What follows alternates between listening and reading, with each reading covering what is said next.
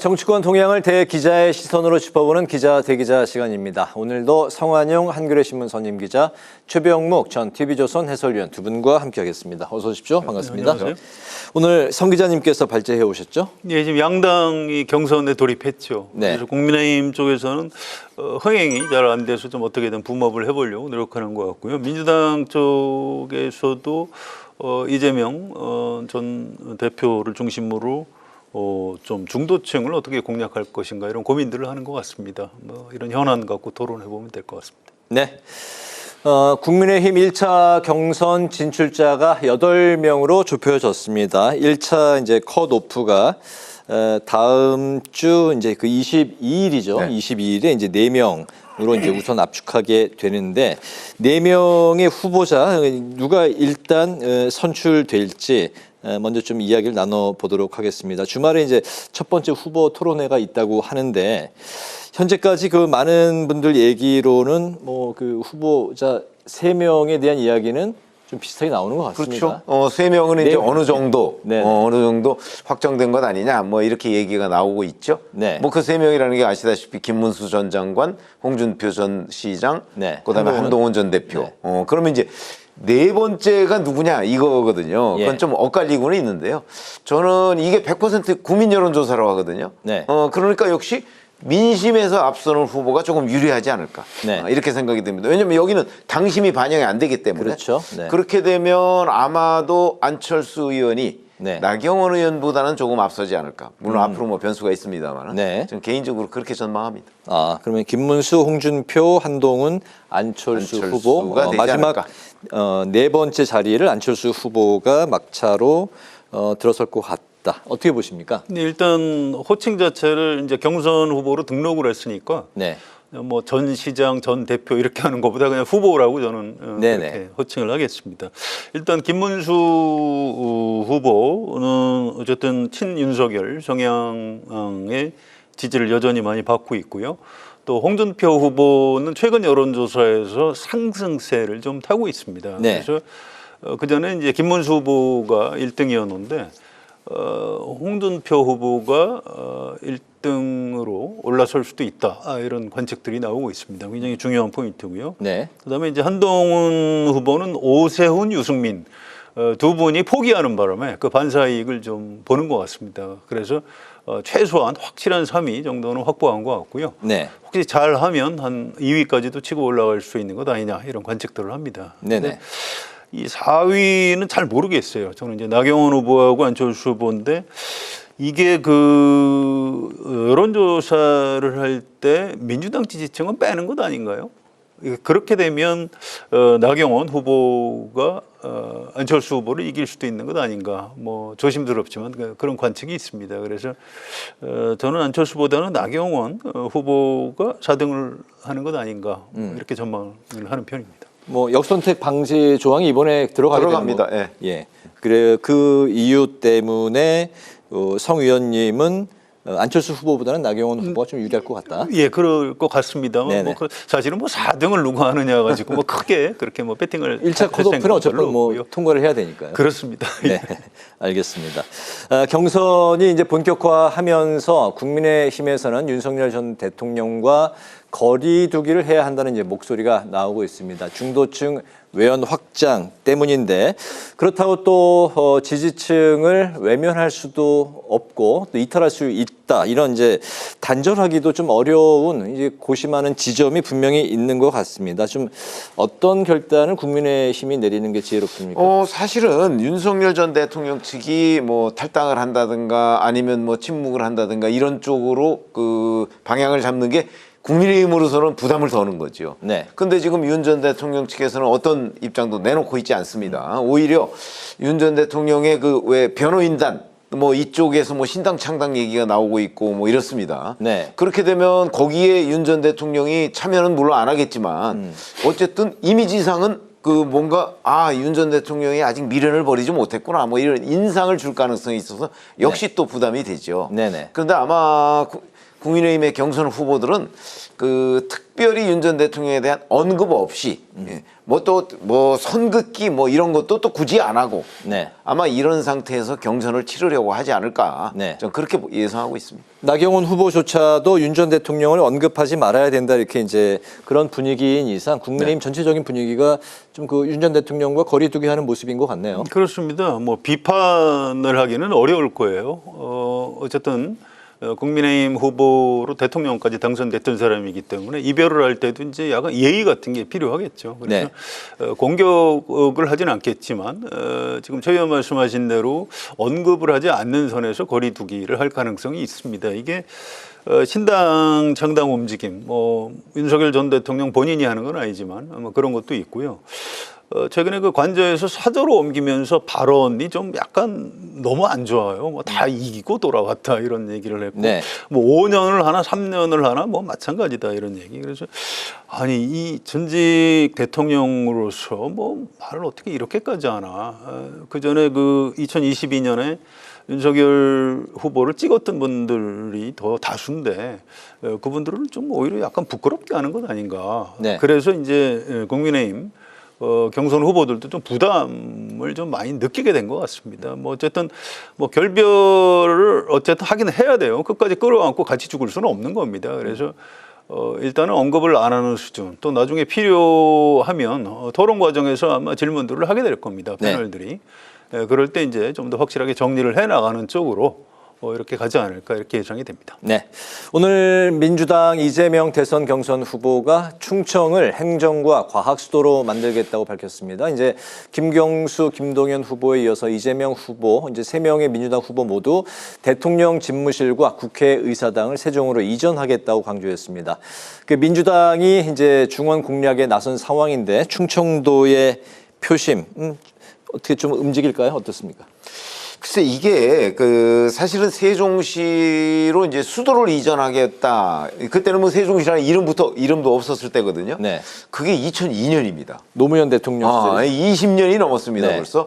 근데 그 이후에 이런저런 여러 가지 우여곡절을 거쳐서 이제 여기까지 왔는데 선거 때만 되면 나오는 게 이제 특히 대선에서 네. 나오는 게 이제 뭐 중원 공약 뭐 그러면서 뭐 세종시에 뭘 취하겠다 그러는데 제대로 그 지금 그 실천된 게 별로 없어요. 네. 그래서 제가 보건대는 아마 그 충청도의 표심이라는 것이 원래부터도 어느 한쪽으로 어느 정당으로 이렇게 쏠림 현상이 없는 거지만 이번 같은 경우는 더욱더 너무나 모든 후보들이 와서 뭐 세종시에 뭐 해주겠다 또 이러거든요. 네. 근데 그게 몇 번의 경험을 통해서 뭐 거의 빌공짜 공약이 된 경우가 너무나 많기 때문에 아마 이번에는 그 과거보다 훨씬 더 이 공약에 대한 유권자들의 관심이 줄어들지 않을까 저는 그렇게 보고 있습니다.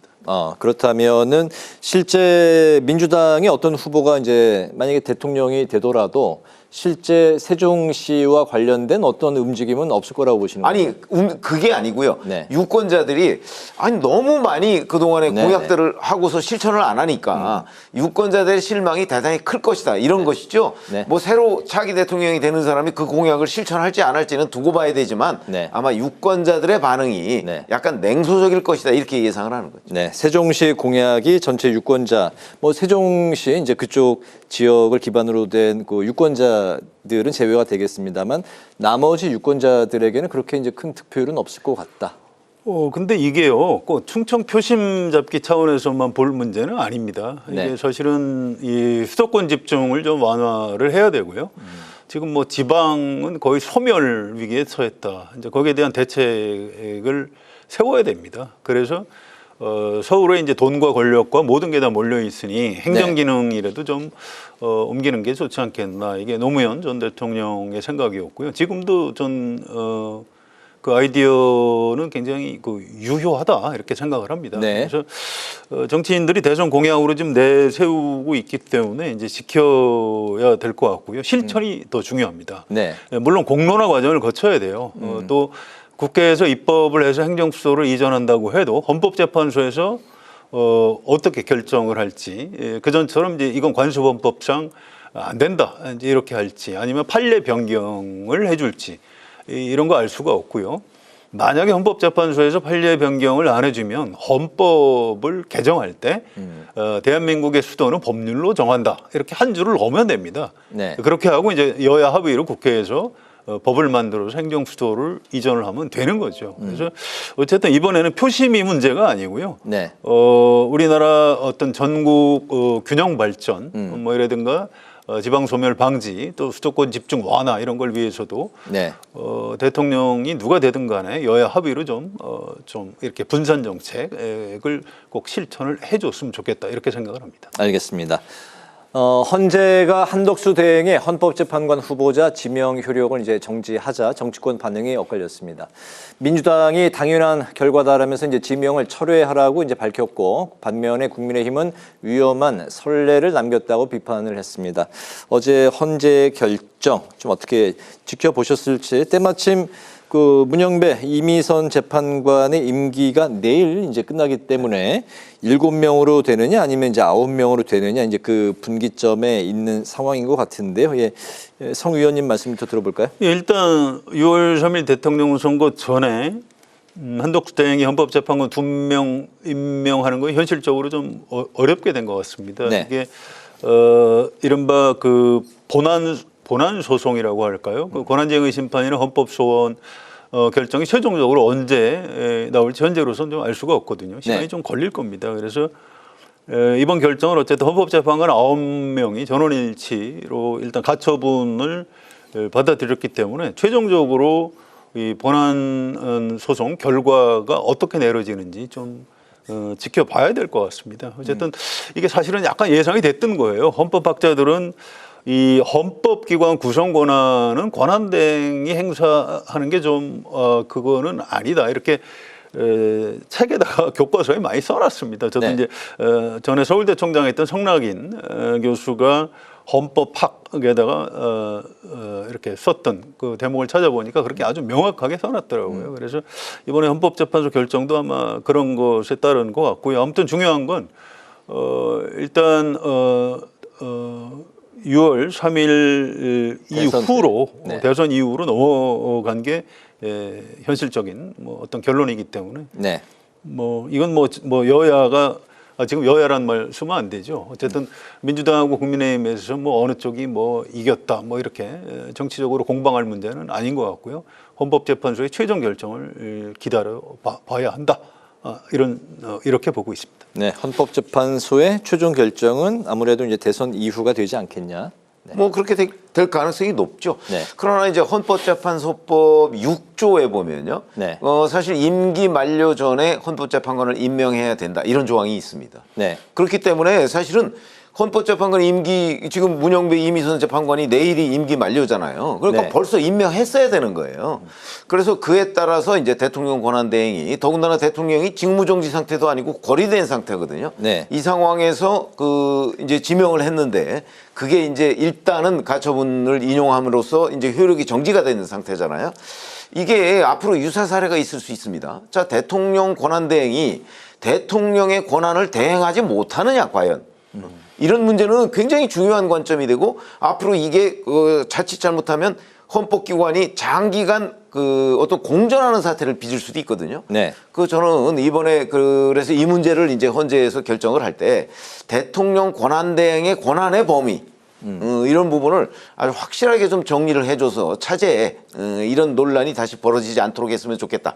그런 점에서 본다면 가처분도 제가 전체적으로 동의하기는 좀 어려운 측면이 있는 것 아닌가. 네. 왜냐하면 저는 개인적으로는 그 대통령 권한대행이면 대통령의 모든 권한을 대행할 수 있다고 하는 게 맞다고 생각하는 입장이기 때문에 네. 다 동의하기는 어렵다. 이렇게 얘기할 수 있습니다. 알겠습니다.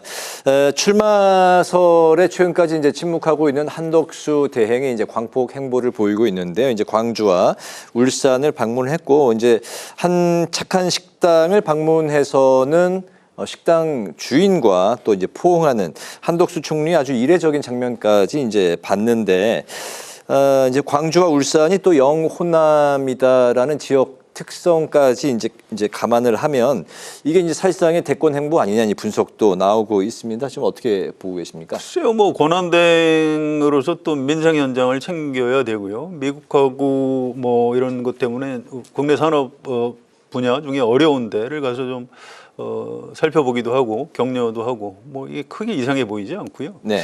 이걸 뭐 대선 출마용 간복이다 이렇게 얘기하고 싶지 않습니다. 이게 국민의힘 안에서 지금 워낙 민주당 이재명 전 대표하고 이제 지지도 차이가 많이 벌어지니까 뭐 네. 이른바 빅텐트론이다 해서 한덕수 대행을 차출해야 되는 것 아니냐 이런 주장을 하지만 그건 별로 온당하지도 않고요.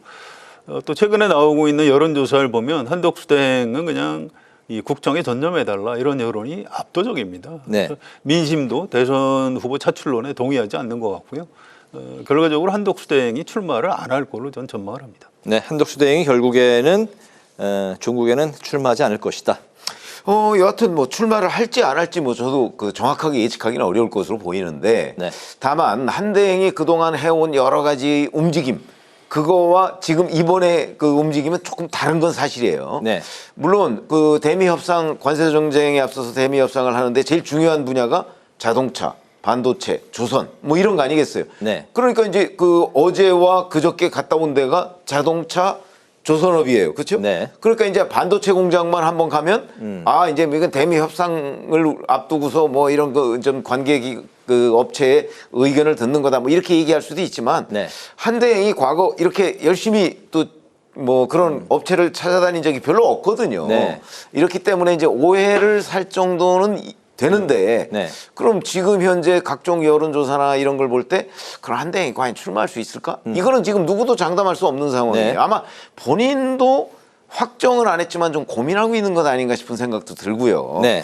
그래서 여하튼 그러나 뭐 간복이 뭐 이렇게 그 야당에서 이제 비판을 하고 있는데 그런 비판 정도는 저는 뭐 할 수 있겠다.